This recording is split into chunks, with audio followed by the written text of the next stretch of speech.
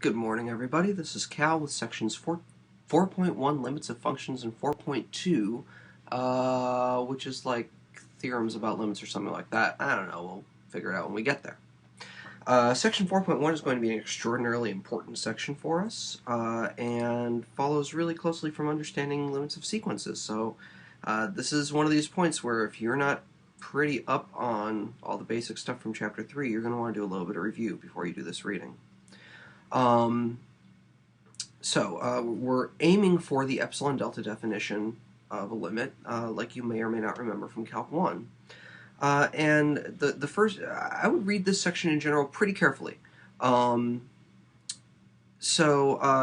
These first two paragraphs kind of justify the idea that in order to talk about a limit of a function at a certain point, we need the function to be defined at enough points near that certain point. Which leads us to definition 4.1.1 of a cluster point. This is definitely an important definition, definitely one that you need to know and understand what it means. I would try to draw a picture of it if you can. And in particular, this note definitely applies. Cluster point may or may not be a member of a set. When we're thinking of cluster points of a set, we are thinking of that set as being the domain of a function.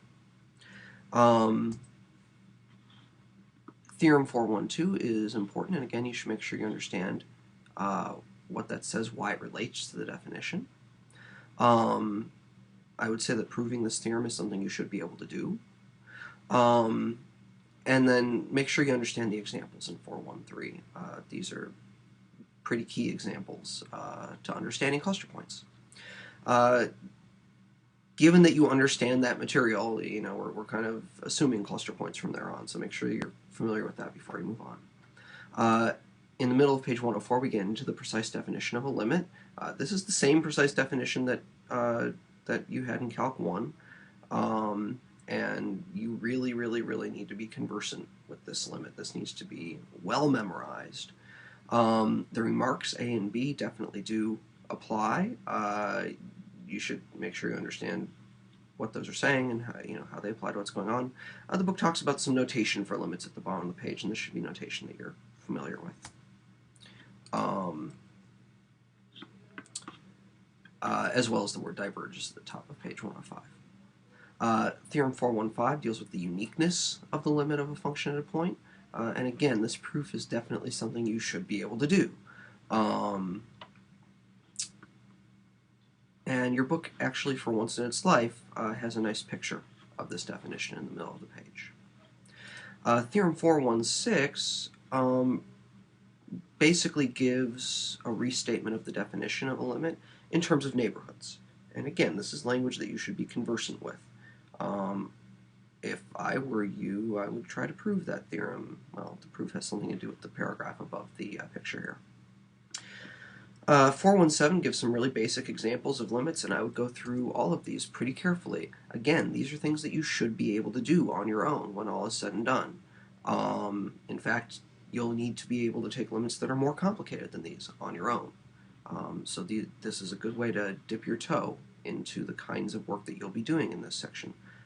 So I would spend a lot of time on these examples too, 4.1.7.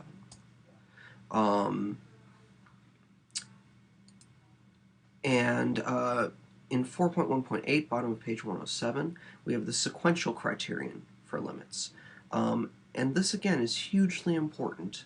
What this lets us do is go back and forth between statements about limits of functions and statements about limits of sequences. What I'll say about this is that you won't use the sequential criterion to prove limits of particular functions, but what you will use it for is to prove theorems about limits of functions. So understanding this is really key to understanding a lot of the proofs in section 4.2 coming up. And this doesn't seem to want to page forward. There we go.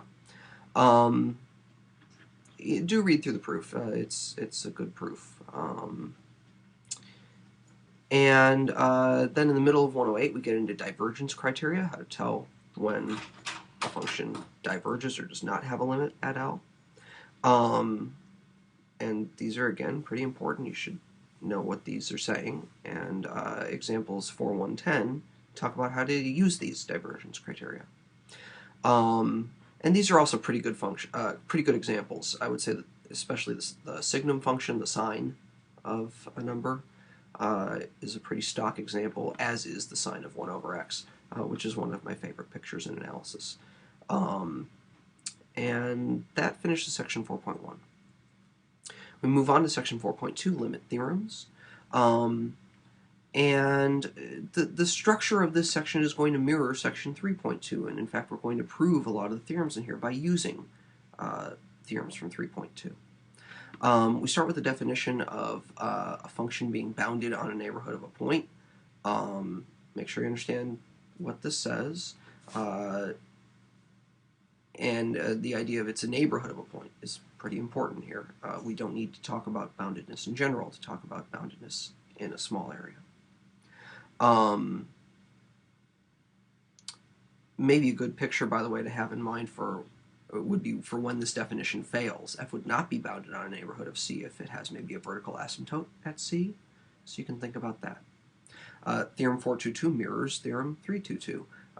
If F has a limit at point C, then F is bounded on some neighborhood of that point. Just as any sequence that has a limit must be bounded in general. We get into the definition of the sums, the differences, the products of functions. I expect those to be pretty intuitive. And Theorem 424 is the mirror of Theorem 323 about sums, differences, products, quotients, etc. of functions and how they apply to limits. Again, these are proofs that you should be pretty conversant with and should be able to do on your own. 3 mark is relatively important.